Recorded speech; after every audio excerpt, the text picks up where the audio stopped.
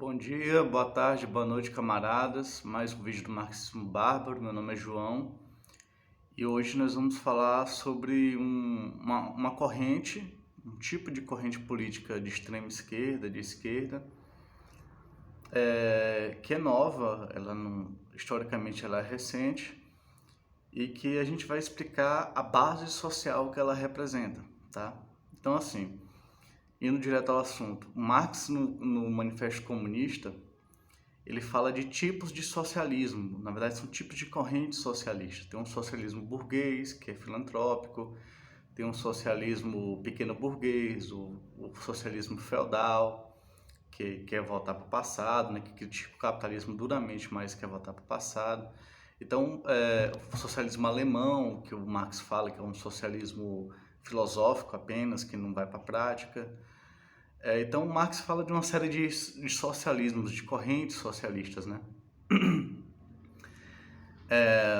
E cada um representa um setor de classe, né? Uma classe ou um setor de classe. A pequena burguesia, o feudalismo, o burguês, e Marx elabora o socialismo operário, né? E nossos partidos de esquerda têm que ter maioria operária, pelo menos na direção, tá? Assim, de origem operária.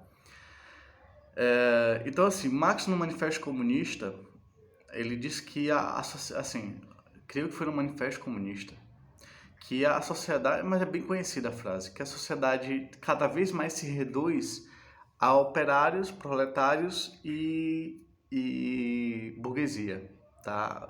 Ele defendia no início da militância comunista dele que havia uma redução das classes sociais, uma simplificação da luta entre burgueses e proletários.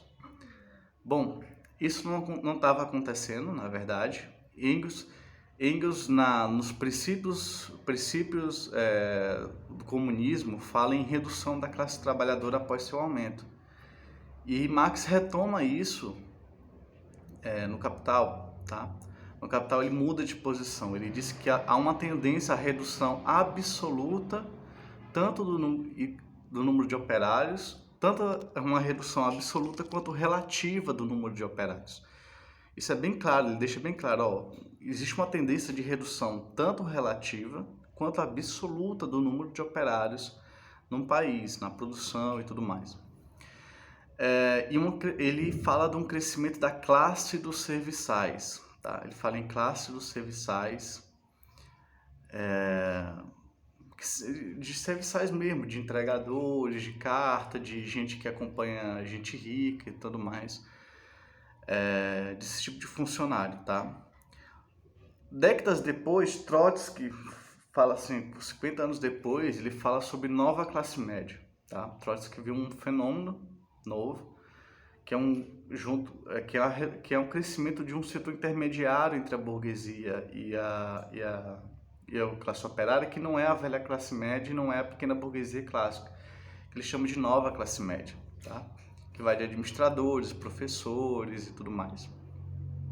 São assalariados, boa parte, tem trabalho, mas não produzem valor, tá? Então eles chamam de nova classe média.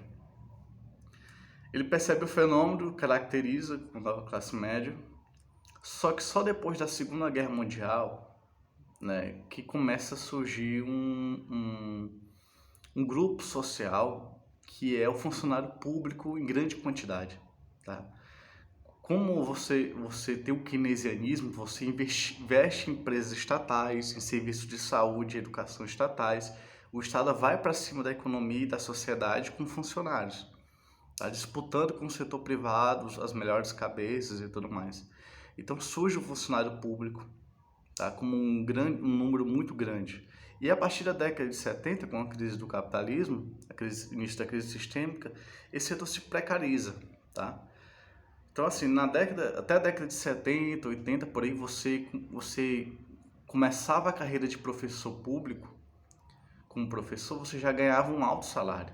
Depois veio a precarização dos bancários, substituídos por caixas eletrônicos, a precarização dos professores do serviço público.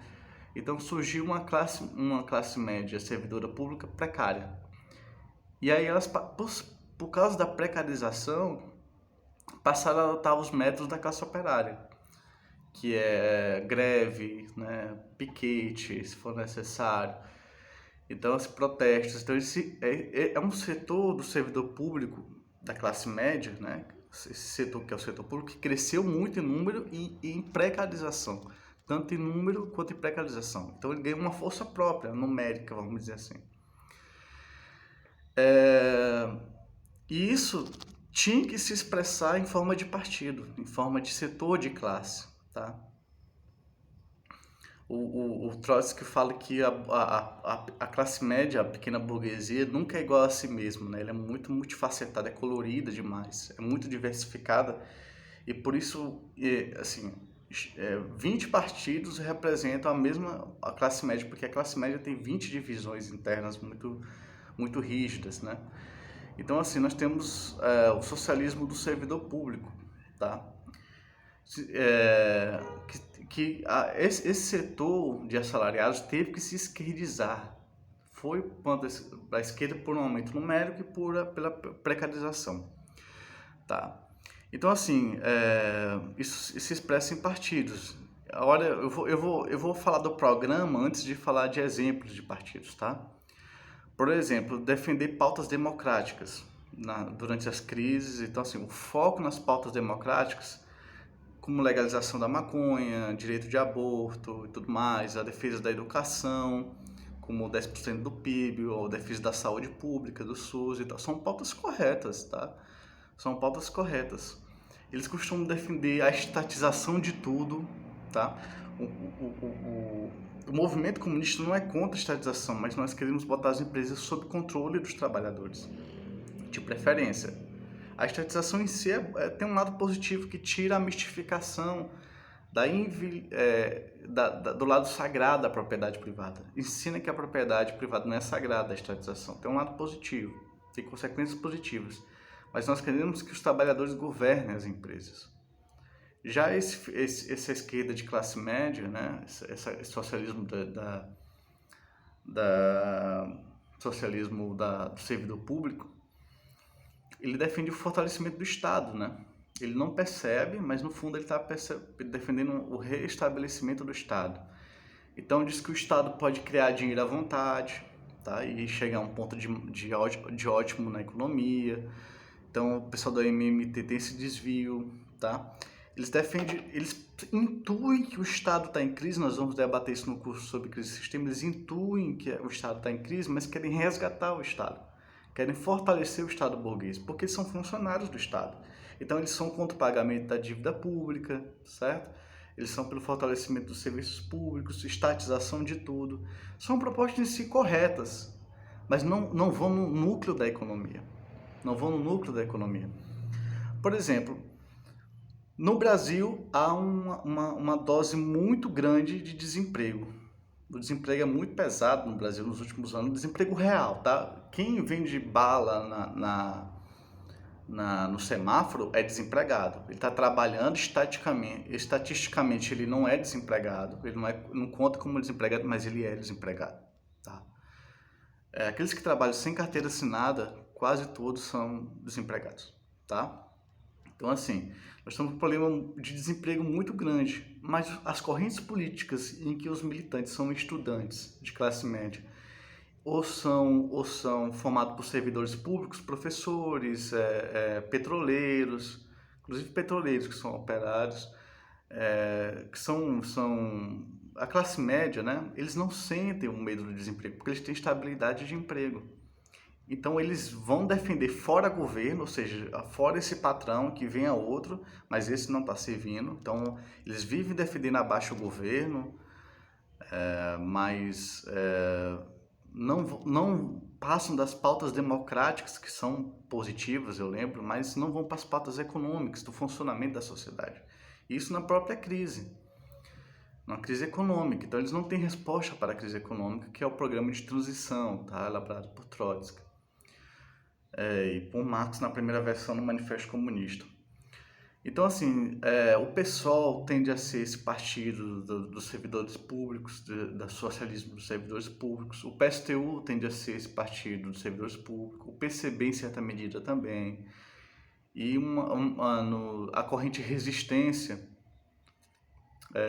também tem essa. Eu tenho simpatia por eles, eu não sou radicalmente contra eles, mas são partidos que têm esse perfil, tá? E os dirigentes costumam ser professores universitários, costumam o servidor público, mesmo aquele operário, é muito presente na direção e no partido, dentro dos estudantes, né, de classe média. E é uma refletir, tá? Se você for desse partido, vale a pena refletir se é possível corrigir, se é possível mudar o rumo, ajeitar esse problema, porque é uma tendência a focar nas pautas, palavras de ordem democráticas, e uma tendência a propostas que fortaleçam o Estado burguês, tá? Porque são funcionários do Estado burguês.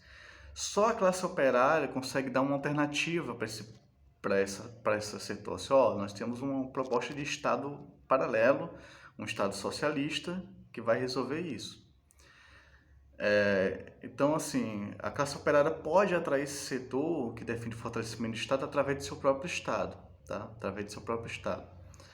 Mas o socialismo do servidor público, ele no fundo, muitas vezes sem perceber, como é típico do centrismo, típico do reformismo honesto, sem perceber está querendo fortalecer o capitalismo porque está querendo dar saúde ao Estado burguês, tá?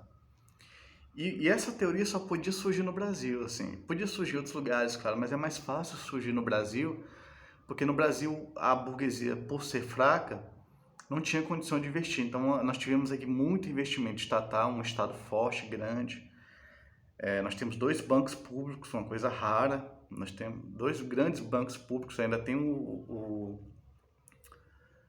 esqueci o BNDES. Nós temos 3 bancos públicos enormes, por exemplo. Nós temos o SUS. Então, nós temos um peso do Estado muito importante, até positivo em certos aspectos mesmo, como o SUS, né? O SUS é uma coisa que tem que ser melhorada, mas é uma conquista, né? É uma conquista nossa. Mas isso gera essas consequências, né? A consequência pode entrar em contradição com a causa, que é o seguinte: surge uma esquerda do servidor público, tá? Que é típico das principais correntes de extrema esquerda do Brasil, como o PSTU, PSOL, PCB e Resistência. É muito comum entre eles e tal. Aí daí vem um radicalismo artificial, como pedir a estatização de tudo, por exemplo. Então, assim, formou-se uma corrente nova no movimento operário, tá? No movimento dos trabalhadores, no movimento de esquerda. E o Brasil é um espaço típico para isso. Então, assim, quando for formar um partido, tem que se tomar muito cuidado. Tem que se tomar muito cuidado com o perfil da direção e o perfil dos militantes, porque senão influencia inconscientemente as palavras de ordem que serão escolhidas, a análise que será feita, porque a tarefa é destruir o Estado burguês e criar um Estado novo, né? Um Estado realmente democrático. E quando o servidor público é muito presente, inclusive o dirigente de sindicato, a gente sabe que os sindicatos são estatizados, tá? Os sindicatos foram estatizados por Getúlio Vargas. Então, quando você é dirigente do sindicato, você tende a ser como um funcionário público também. Isso pesa para esse chamado socialismo do funcionário público, tá? É um pseudo-socialismo, claro, como os outros pseudo-socialismos que existem. Aí se revela um monte de aspectos, assim, por exemplo, quando o chavismo lá na Venezuela estatizou as empresas. Não importa pra gente tanto estatizar as empresas. É bom, mas a gente quer botar eles sob controle dos trabalhadores, sob gestão operária, tá? Então é isso, até o próximo vídeo e seguimos juntos.